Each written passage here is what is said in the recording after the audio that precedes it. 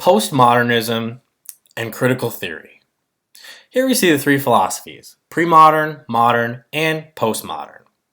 Under the pre-modern philosophy, there's a simple dot with a simple quote, because God put it there and that's the way it's always been. Moving on to the modern philosophy, we see an arrow moving on from that dot with a fitting quote, onwards and upwards with inevitable progress. Then we come to the postmodern philosophy, which sort of speaks for itself. Confusing, right? Not necessarily. Postmodernism, in its simplest definition, is a withdrawal or abandonment of modernist ideas and assumptions. We can use this cartoon to compare between the two. Under modernism, this artist is happy, he's throwing his hands in the air. "I am a genius," he's exclaiming. The postmodernist artist, however, is saying the category of genius is a theoretically untenable cultural construct. That's a postmodernist view on the term genius.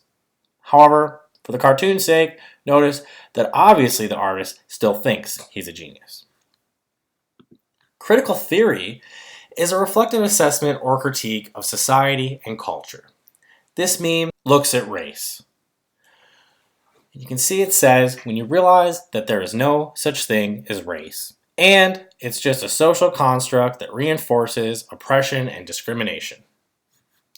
Is this meme right? Is it wrong? It's something to think about.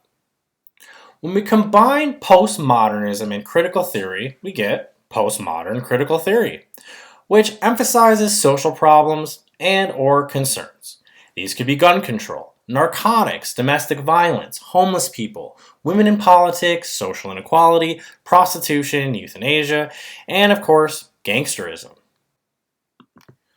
Combine this with education and we get social reconstructionism, which defines schools as devices to solve social problems. It puts an emphasis on problem solving, identifying, and correcting social problems and injustices.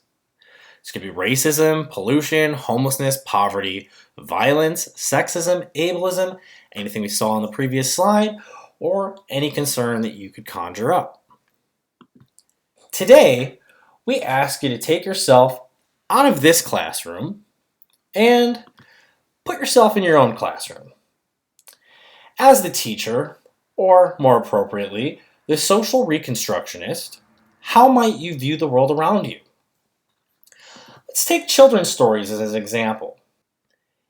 Here you have 3 Disney stories. Classic and fantastic, right?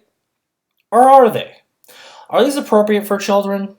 Are they harmless, fun-loving, happily ever afters? Or do they portray some members of society, whom we may refer to as minority groups, in a negative light?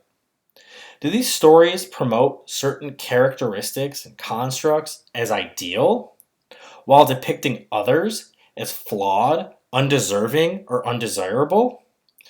Or do they simply exclude them altogether? You be the social reconstructionist.